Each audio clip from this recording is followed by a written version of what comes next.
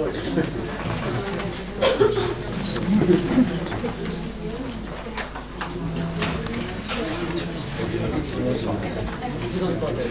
agora ouvir o professor Marcos Gabriel.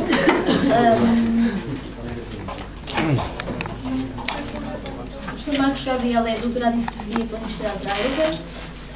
Foi professor assistente em Heidelberg e na New School de Nova York entre 2006 e 2009 e detém desde 2009 a cátedra em Epistemologia, Filosofia Moderna e Contemporânea na Universidade de Londres. Desde 2012 é também diretor do Centro Internacional de Filosofia e foi também professor visitante em várias outras universidades, nomeadamente na Universidade de Lisboa. As suas áreas de especialização são a filosofia continental pós-kantiana, metafísica e epistemologia, mas tem inúmeras publicações também na área da filosofia antiga, estética e filosofia da religião. Destacaria entre as suas publicações os seus mais recentes livros Porque Não Existe um Mundo, de 2013, e Fields of Sense, A New Realist Ontology, de 2015. Vamos então ouvi-lo falar-se sobre Ripples, Resistance and Object, Erwin Wurm, Between Fichte and New Realism. Obrigada. Em primeiro lugar, queria agradecer a Carlos João pelo convite. Vou falar, de facto, em português. Então, o título é Repulsa, Resistência e Objeto, Erwin Wurm entre Fichte e o Novo Realismo. Num certo sentido, este texto não é um ensaio filosófico. Digamos, então, há filósofos, há artistas que respondem à questão o que é a filosofia. E há filósofos que respondem à questão o que é a arte. E este texto é algo entre os dois, como vão ver. Bom, hoje vou falar de um encontro recente entre Erwin Wurm e o tipo de novo realismo que tenho vindo a defender há quase 5 anos, agora entre muitos outros filósofos. De 22 de março até 23 de setembro deste ano, o Museu de Arte em Wolfsburgo tem patente uma grande mostra do trabalho do Erwin Wurm. Nascido em 1954, Erwin Wurm é um dos mais importantes artistas contemporâneos austríacos. A exposição em Wolfsburg tem como título Fichte. Refere-se implicitamente ao filósofo Fichte, mas é oficialmente uma mostra de arte de Wurm. Na exposição podem-se encontrar algumas árvores, abetos, que em alemão se chamam Fichten. Então, o próprio nome do Fichte também significa abeto. Então, um jogo de palavras, toda a exposição, é uma maneira de atacar a filosofia. É um encontro de filosofia, é um gênero do Joseph Goebbels. Então, Art after Philosophy after Art. E o meu texto é Filosofia depois da arte. Então, é uma resposta. Então, estes abetos, dependurados do teto, estão com o topo para baixo. A sua disposição cria uma clareira, um abeto aberto, para assim dizer, onde está exposto algum do mais recente trabalho de Wurm. O visitante tem que entrar na floresta invertida para ver a arte ali exposta. Wurm pediu-me para escrever um artigo para o catálogo da exposição, este livro. Ele vê o seu trabalho recente como parte de um desafio ao novo realismo, na medida em que ele pensa nas suas esculturas realistas como incorporando uma forma de subjetividade que não pode nunca ser transcendida. No entanto, ele torna-se assim um representante paradigmático de uma arte que mostra os aspectos em que o novo realismo se foca na filosofia. O sujeito é, ele mesmo, um aspecto do real e não necessita de nele entrar a partir de um exterior imaginário. É por esta razão que escrevi um texto em que coloco a obra de Wurm entre Fichte e o novo realismo, de forma a tornar visível a provocação da arte à filosofia, que é um aspecto central do trabalho de Wurm, que também se envolveu nas filosofias metafísicas contemplativas da arte, com base em Spinoza, Wittgenstein e Adorno. Este é o contexto no qual este ensaio se situa. O tipo de espaços expositivos a que chamamos museus são locais que se distinguem pelo seu potencial de diferença. Orte des Andersseins é a minha definição de um museu. Então, é um lugar onde se pode ser e viver de uma maneira diferente. Orte des Andersseins. Distinguem-se não só por mostrarem que estas coisas aqui expostas podem ser diferentes do que julgamos no seu uso diário.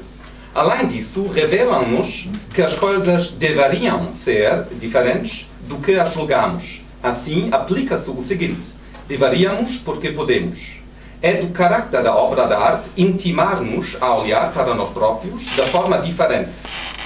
Por exemplo, assim, é uma das instruções para ser politicamente incorreto de Erwin Wurm.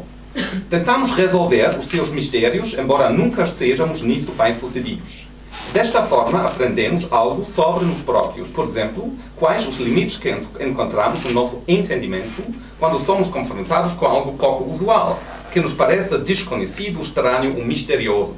Ao mesmo tempo, a arte conseguida é sempre uma forma de intervenção, uma vez que, com habilidade, leva os padrões habituais de compreensão e percepção a falharem, tornando-nos assim conscientes da sua existência.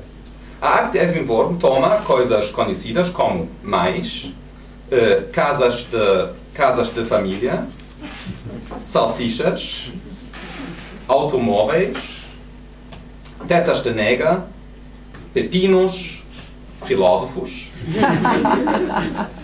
e poeira, etc. E mostra-nos o quanto estas coisas são estranhas. Então, o Wittgenstein, este é um Wittgenstein estranho e uma poeira estranha. O que é, de facto, estranho, no que nos é familiar, não é nada mais do que nós mesmos. A degeneração em gordura, pelo menos desde a sua introdução na arte por Beuys, foi incorporada nas estruturas expressivas da modernidade como um traço do sujeito. As esculturas de poeira de Wurm, por exemplo, só contém poeira, então nada, então a poeira já estava lá no museu e agora liga-se com a obra de arte. Lembram-nos a nossa própria mortalidade enquanto considero o processo do que em alemão se chama Verwurstung, quer dizer a transformação de materiais independentes numa mistura de tipo salsicha forçada entre limites arbitrários. É a definição da palavra Verwurstung. Como se pode traduzir? Salsicha. Então, é Verwurstung. É um procedimento primário da modernidade, cinematograficamente reproduzido, por exemplo, na homenagem de Schlingensief à reunificação alemã. A reunificação alemã é uma espécie de Verwurstung do comunismo e capitalismo. E este filme se chama Das Deutsche Kettensägen-Massaker, The German Chainsaw Massacre, e trata de comunistas que tornam lá os pobres alemães em salsichas. E comem, então. Tal como, por exemplo, o artista que engoliu o mundo transforma todas as entidades numa salsicha ao incorporá-las no seu estômago. Então, o artista que engoliu o mundo é uma salsicha. Wurm alargou o seu repertório para incluir novos objetos, recentemente, como pepinos e tetas de nega, e mais notavelmente coníferas e abetos, e afastar a impressão errada de que a nossa sensibilidade pode ser limitada à degeneração em gordura, poeira e Verwurstung. A estranheza do assunto por entre o nosso autoencontro individual não se esgota num único tipo de objeto. Ao invés, estende-se a todos os objetos que utilizamos para nos aliviarmos do fato a que nos sujeitamos ao produzir imagens ideológicas de quem ou de que somos essencialmente. O mundo interpretado, como falava Rilke, embora antropomórfico, permanece-nos para sempre estranho. Rilke, como muitos mais, na sua busca por uma pista, tropeça nas árvores, cito Rilke, e os arbustos animais sabem já que nós, no mundo interpretado, não estamos confiantes nem à vontade. Resta-nos talvez uma árvore na encosta que possamos rever diariamente. Resta-nos a rua de ontem e a fidelidade continuada de um hábito que a nós se afeiçoou e em nós permaneceu. Fim da citação.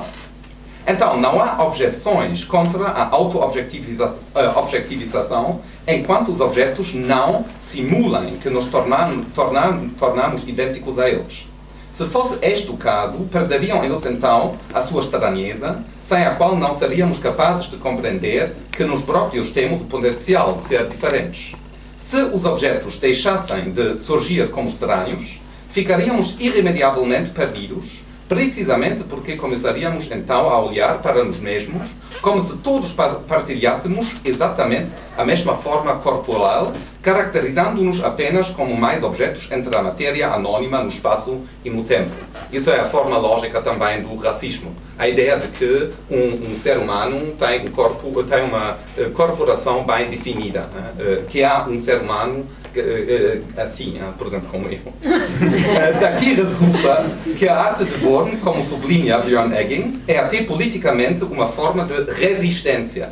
A ideia de desobediência civil, como forma da resistência, que remonta a Sócrates, culmina no famoso ensaio de Henry David Thoreau, Desobediência Civil. No entanto, esta resistência não serve à causa da abolição imediata, como diz Thoreau, mas antes a melhoria imediata dos governos. O objetivo não reside na criação de um poder político de oposição, mas na questão de minar a crescente ameaça da espiral descendente na dinâmica da governação, que se apresenta como não sendo já capaz de compreender as suas próprias decisões pelo que elas são, quer dizer, decisões.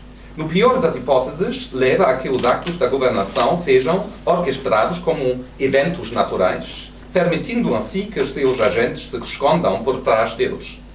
A desobediência civil traz à luz decisões escondidas, alertando-nos para o mal injustificável que se revela à luz do dia.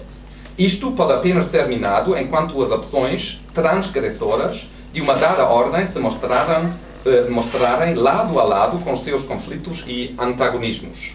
O zeitgeist de cada época, assim como as dinâmicas dos sistemas sociais, requerem estratégias sutis na criação de alternativas adversas aos horizontes ideologicamente fechados, nublados por uma visão de nós mesmos como parte de uma alegada ordem natural.